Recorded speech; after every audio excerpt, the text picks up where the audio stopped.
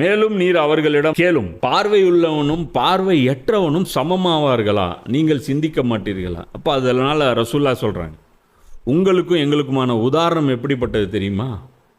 ஒருத்தனுக்கு கண்ணு தெரியுது, ஒருத்தனுக்கு கண்ணு தெரியல. இதுதான் உங்களுக்கும் எனக்குமான வித்தியாசம். அது எப்படி வித்தியாசம்? நபி ஸல்லல்லாஹு அலைஹி வஸல்லம் அவர்கள் சொல்கிறாங்க, இந்த கபரில் இப்போ அஸாப் நடந்துகிட்ருக்குன்ட்டு. அப்போ அது நடக்குதுன்ட்டு ஜிப்ரீல் சொல்கிறாரா அல்லது கபரில் அவர் டைரெக்டாக பார்க்குறாரா? டைரெக்டாக பார்க்குறார். புரியுதா? சொர்க்கத்தில் ஒரு மாளிகை இருக்குது, அந்த மாளிகை இவ்வளோ பெருசு இருக்குது அப்படின்னு ரசூல்லா சொல்கிறார் அப்படின்னா, அது ஜிப்ரீல் வந்து அவருக்கு சொல்லி கொடுத்துட்டு போனதா அல்லது அவரே பார்த்ததா?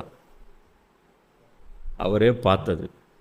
அப்போ இந்த பார்வை உங்களுக்கு இல்லை.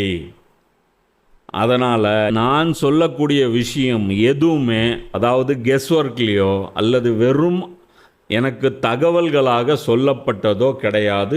நான் என் கண்ணால் நேரடியாக பார்த்த ஒன்று. புரியுதா?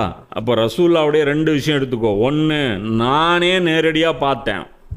2வது, நான் இது வரைக்கும் உலகத்தில் உங்கள்கிட்ட பொய் சொன்னதே கிடையாது. இப்போ 2டையும் மேட்ச் பண்ண. அப்போ ரசூல்லா சொல்கிறாங்க, ஹவுலுல் கௌசர்னு ஒரு தடாகம் இருக்குது, அந்த தடாகத்தில் மறுமை நாளில் நீங்கள் வருவீங்க. அந்த தடாகம் எவ்வளோ பெருசு இருக்கும் அப்படிங்கிறத அந்த மக்களுக்கு ரசூல்லா சொல்கிறாங்க.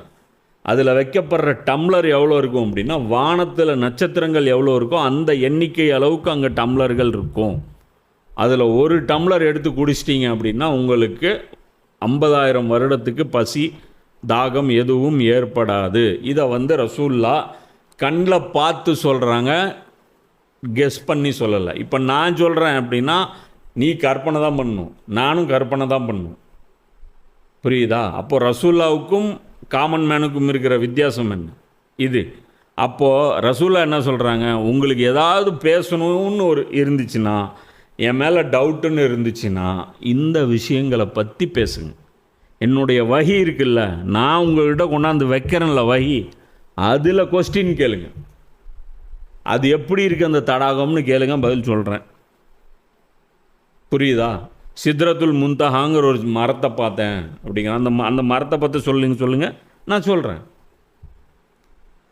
வானத்தில் ஒவ்வொரு வானத்துலேயும் மூசா நபியை பார்த்தேன், ஈசா நபியை பார்த்தேன், இப்ராஹிம் நபியை பார்த்தேன், கபரு வாழ்க்கையை பார்த்தேன், மஹஷரை பார்த்தேன், ஹவுலுல் கௌசரை பார்த்தேன், ஜிப்ரீலை பார்த்தேன், ஜின்களை பார்த்தேன். இது எல்லாத்தையுமே நபி ஸல்லல்லாஹு அலைஹி வஸல்லம் அவர்கள் கண்ணால் பார்த்தாங்க. மூசா அலைஹிஸ்ஸலாம் எப்போ பிறந்தார்? அவருக்கு 3000 வருஷத்துக்கு முன்னாடி பிறந்தார். ஆனால் அவர் பார்த்துருக்கிறாரு, இவர் தான் மூசான்னு காட்டி தரப்படுது. அப்போ மூசா நபியை வந்து